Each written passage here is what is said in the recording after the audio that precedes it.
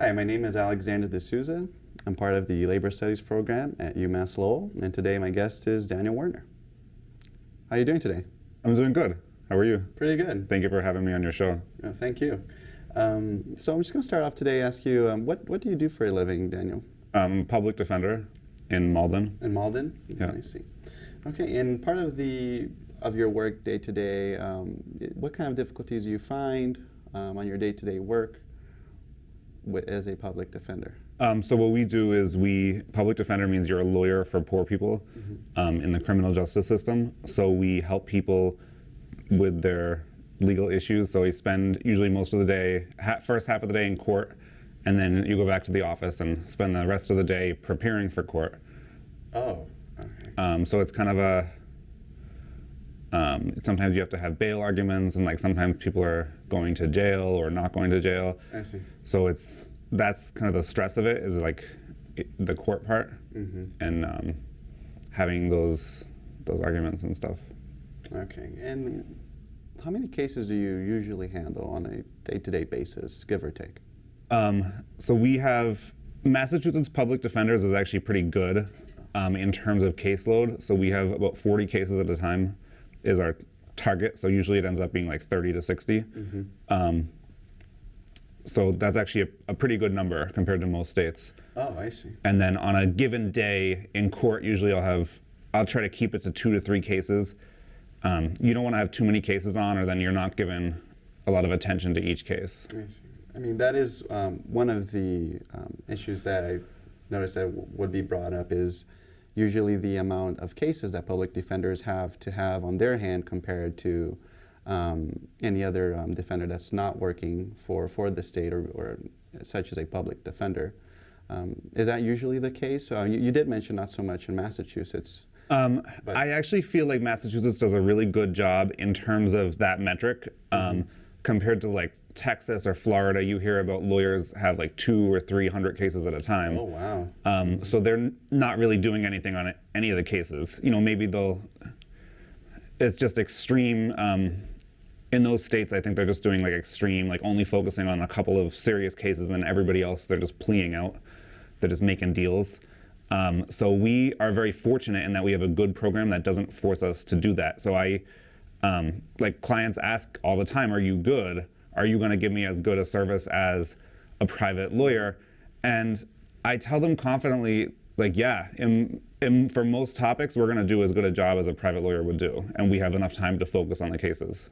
Now, that's very good to hear. Which I think is a great thing. Of course, that's definitely a great thing compared to other states having less than half as the average, as Texas, as you mentioned, must be a lot more beneficial in terms of working the cases and giving the attention necessary to each client.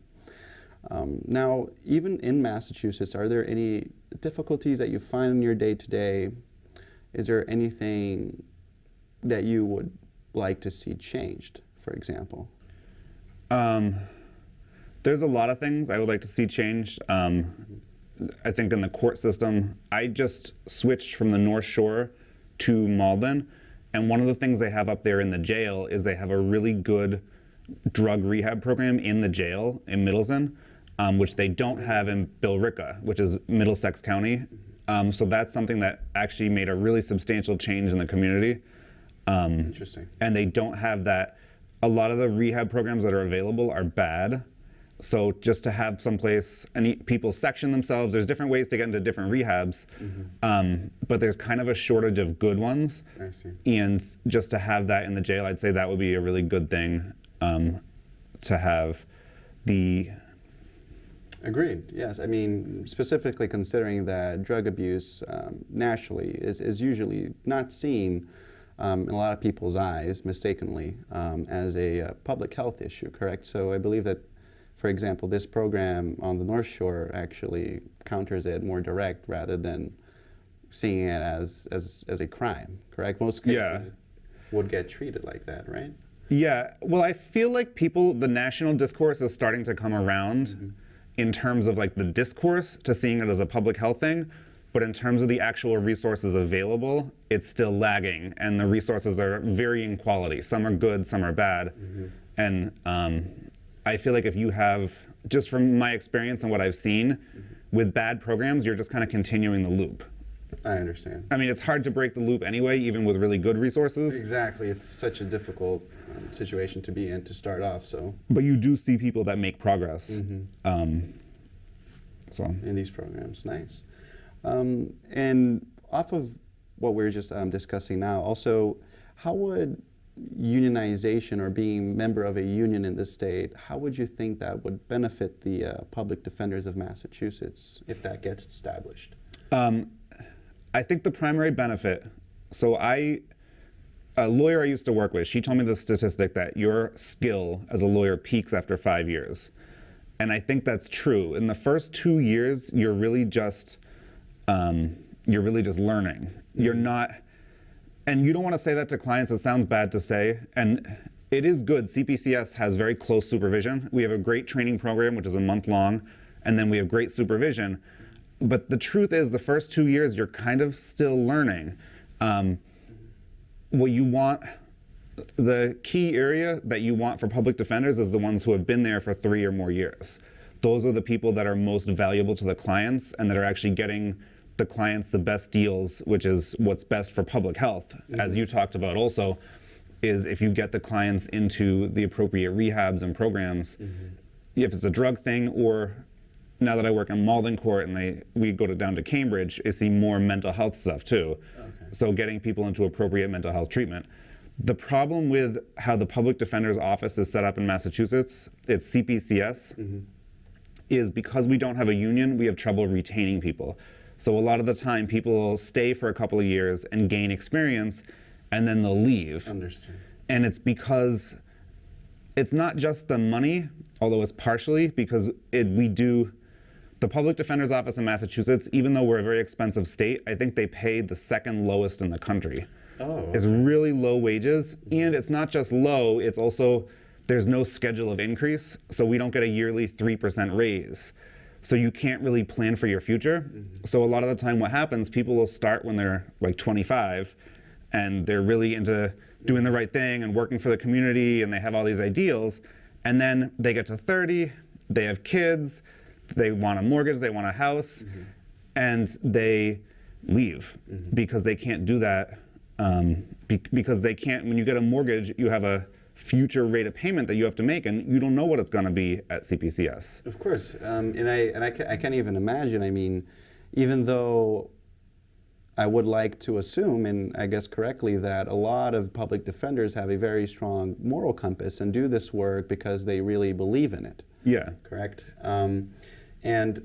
But it's just can't, the retention ratio, correct? I can't imagine that the turnover, as you just mentioned, is high, because after so many given years, if your salary isn't even increasing at the rate of inflation, which should be the bare minimum, that obviously seems like a problem in the state, considering that it's Massachusetts, right? Expensive. Exactly. It's really expensive. So what happens a lot of the time is the people who stay for a while and gain the most experience are people who are independently wealthy. They're women who have husbands that make a lot of money, or they're people that, and we have people that they have money on the outside. Those are the people who can stay, but that's not really who you want the lawyers to represent in some way the clients, to be not too far off from the client's world, because it's easier to provide representation for somebody that you have some connection with. And I think that what happens is if you actually funnel off all the working class people and from the agency who gain experience, then it makes us weaker in providing good service to the clients. Understand. Okay. And based off of your most recent experience in Massachusetts with your profession, and also the recent progress with the effort to unionize the public defenders of Massachusetts, do you see this progress in the future getting any better, or where do you think the efforts are today? So this is the first union I've been involved in, and it's kind of an interesting thing. It's interesting / scary because it's kind of a zero-sum game. Okay. And when I say that, what I mean is we already voted 2 years ago And which union? I apologize. Which union? For SEIU. For SEIU. We voted and did a card count to join SEIU, and we easily got 70% of the cards. Okay. Without even, we didn't even mount a big campaign. It was simple. Everybody wanted to join. A lot of people that just it was a clear choice. Everyone wanted to join. So then it went to the National Laborers Relation Board to certify. They said we don't have the legal right to join a union. Right, because you're representatives of the state. No. Okay. No, because we were left out of the enabling legislation. The legislation that set out employment groups just didn't name us. We don't have an official employer, which it doesn't make any sense. Our employer is obviously the state, but there's no reason why we can't join a union. There's no deeper reason except that we were left out of this legislation. Basically all other state government agencies are legally able to join a union. So now we knew this when we put it to a vote. It wasn't a surprise to us, but we decided to kind of test it anyway. So what we need to do is we need to get a legislative change, and that's what we're trying to do right now. We have a legislation that we're trying to put through the Mass State Senate and State House. So that's our key thing. Unfortunately, it is kind of an all or nothing thing at this point because we really can't do too much until that happens. So we're just focusing all our energy on that project. We are trying to do other things and organize kind of on the ground without an official union around certain issues. But that's the bulk of our energy, is getting this legislation passed. Okay. And with the legislation passed, let's say it passes, what kind of changes would you expect to see, either immediately and then going forward, or long-term? Well, I know what I would like to see. Okay. What would you like to see? I would like to see a stronger voice in the agency. I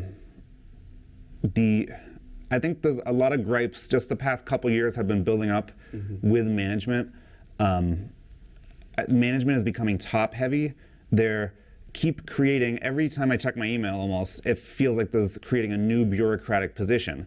They're creating manager of this, technology guide for this, expert at this. They're creating all of these managerial positions, and at the same time, they're shrinking the actual staff of service providers. They're not filling positions as they arise for the social workers. They're not filling positions for investigators. They're not filling positions for lawyers, for frontline lawyers that are actually doing the work of being a public defender. So that's one thing I would like to see, is I would like to see the agency become more of a pyramid-shaped agency again instead of a top-heavy agency, and say, hey, if you want to create a new management position, then you have to fill 4 frontline positions first, not focus on the management instead of the front line.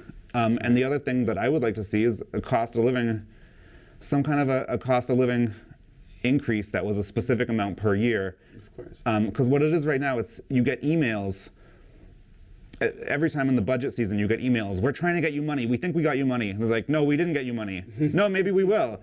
No, we didn't. And then, like, once in a while, they'll be like, guess what? We got you a $3,000 raise. And it's like, that's great, but I want to have a schedule. I want to know in advance. Exactly. You want to have something fixed, correct? You don't want to have any surprises. It shouldn't feel like a battle to get, a decent amount of a raise on your pay, correct? Because this is kind of what you're describing seems more of a,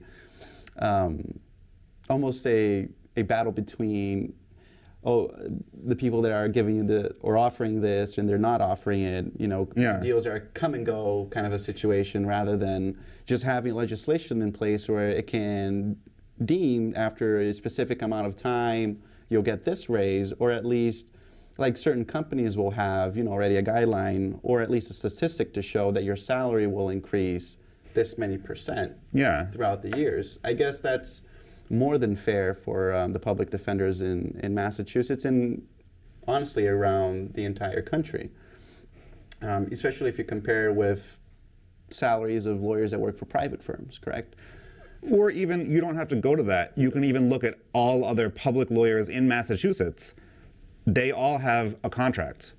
We just want a contract. All other lawyers in Massachusetts have a contract. Public defenders in surrounding states have contracts. In New York, their union. In New Hampshire, their union. They all have a deal. They know what's coming in the future, and we don't. I see.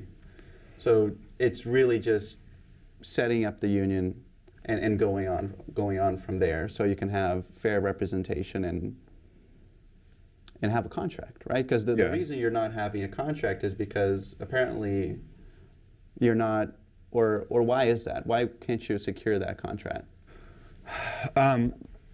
So I don't know all the details of how it works, but you can't have a contract. I don't think you can have a contract if you don't have a union. I think you have to have a union first to negotiate, and then they have to negotiate in fair. They have to negotiate in fair dealing with us. But I don't. And this is the first campaign I've been part of, so I don't know all the legal details about why you can't have a contract. But I guess you can't have a contract unless you have a union. Yes. Okay. In terms of the logistics for organizing, how's that been so far? It's been good. That's an interesting question. Thank you for asking. That's so we've been setting up meetings around the state. So we go to the different offices and meet with the workers after work. But lately we've been mostly focusing on trying to move legislatures, because it is a legislative campaign at this point. So we've been having campaigns and having people call their legislatures, having people try to have their family call their legislatures, and we've been doing, me and my friend Jeff have been doing tabling and trying to get just cards from the public. So just sitting at a table in front of a supermarket and talking to the public in certain key districts about our effort and having them sign cards to their legislatures as a way of raising awareness. And we try to get media coverage whenever we can. We've had like different rallies, and we always try to alert the media and have people come out. My friend Ben Evans from the New Bedford office just did an interview with NPR, which was broadcast on NPR statewide. So we're having some success at that. We're trying to engage with the media, and the unions really help with that. Lately it's become kind of more something where the membership have to step up. I think at first it was the union staff kind of telling us what to do, but as the years have progressed and certain of us have kind of gotten more confident, we've been doing it for a while, we're starting to operate more independently and do some of the organizing ourselves, which is kind of a cool thing.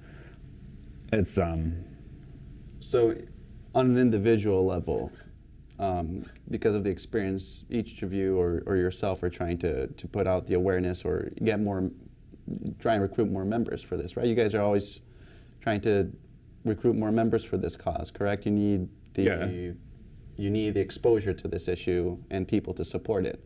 So it makes a lot of sense for you to even set up a table at front of supermarkets where a lot of people and families go and come out of. Or if I can imagine, not too long ago, I believe I saw on the television, you guys went to the steps of the Massachusetts House, correct? Not Mass State House. The Mass State House. We've done a few different things. Yeah, you saw it on television? I saw it on television. Oh, cool. I'm quite sure I saw on television you guys in front of the State House not too long ago, if I can. Cool. Remember. I'm glad we got some publicity out of that. Yeah, that was an interesting article to read. I didn't even know about this issue, and quite frankly, before even participating or taking part in the labor studies program, I wasn't aware of how important all of this was. All right, and I'm just going to ask about how about internal organizing? How do your colleagues feel about organizing? What are some of the challenges that you guys face in terms of internally getting people organizing for this effort? It's been kind of a struggle, and it's my first time being involved in a big organizing project. So at first, I was really focused on trying to get people to be active and do things. And people really want the union. Well, the public defenders, everybody who works there really wants the union. Nobody's like against it. However, people are getting fatigue. And that's the problem, is that the campaign has been going on for quite a long time. I've only been involved for the past maybe 3 or 4 years, but the campaign goes back quite a while. So some people feel like they're for it, but they don't really think it's gonna happen. Right. And the problem is we're actually closer than we've ever been. We actually have a supermajority in the House and the Senate in favor of our bill. So that's been a thing, is trying to get people to come out. But what I've kind of been doing lately is I let the people come to me. So we do these tabling things, we put it out, we have the meetings, and I think it's it seems like it's more effective to inspire people and let them say they want to volunteer versus texting and calling everybody and trying to get them to show up for things. People will come out for things if it's in their town, if it's like after work, if you're doing something right after work, a meeting at the bar, people will show up. But it's harder to get people to come into Boston and do the legislative part of it, which is what we need to do.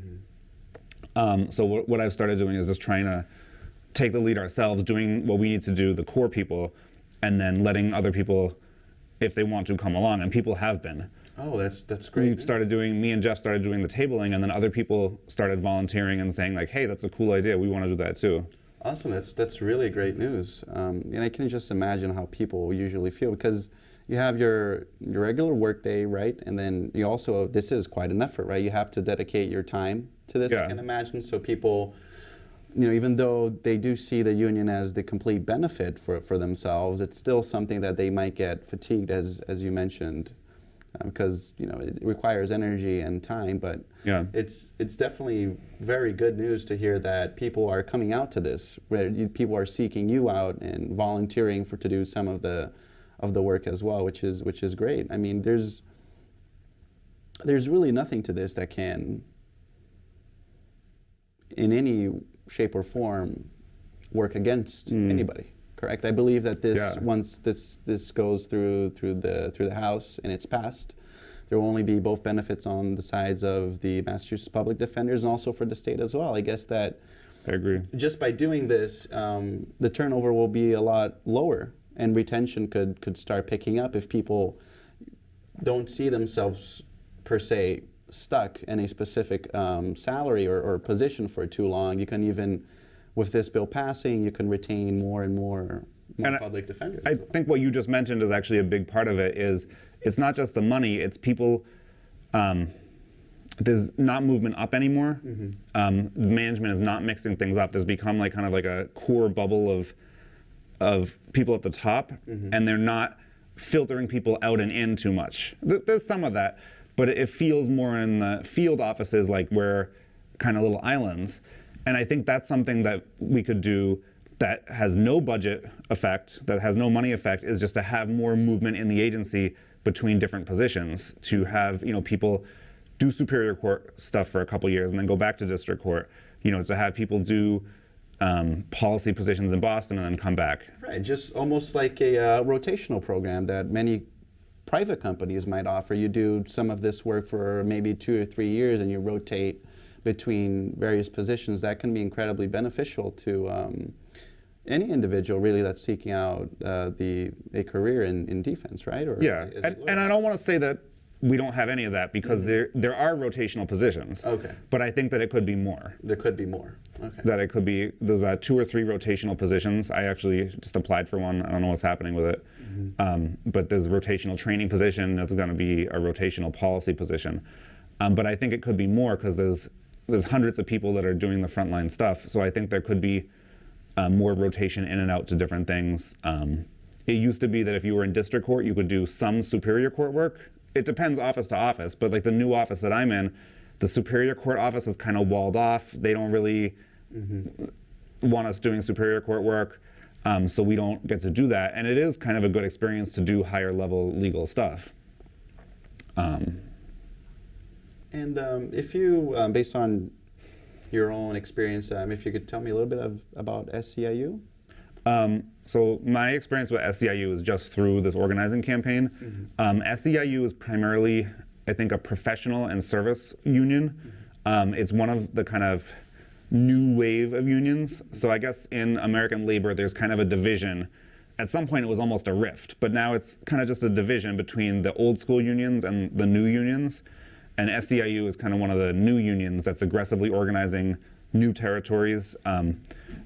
They're highly professionalized. They have a staff of professional organizers, and they do a really good job. They have resources. I wasn't part of the selection process, but I'm very happy that we chose them. The primary point person who's been there for the longest is DJ Cronin, and he's just been an awesome resource, and he's everything that I've learned from him. And just having somebody who's a professional staff member whose job is to organize and who knows what they're doing and knows about all aspects of the process is something that's really, I think, vital. Right.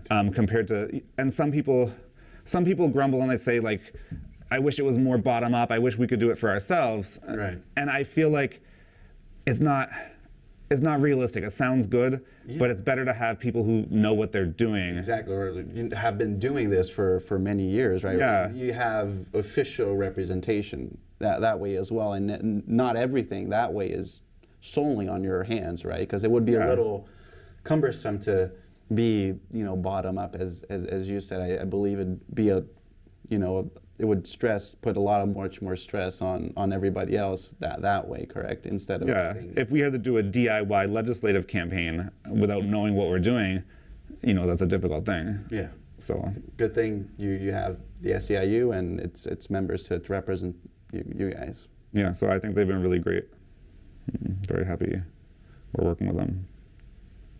All right, Daniel, thank you very much for coming in today. Thank you for having me. And thank you for watching.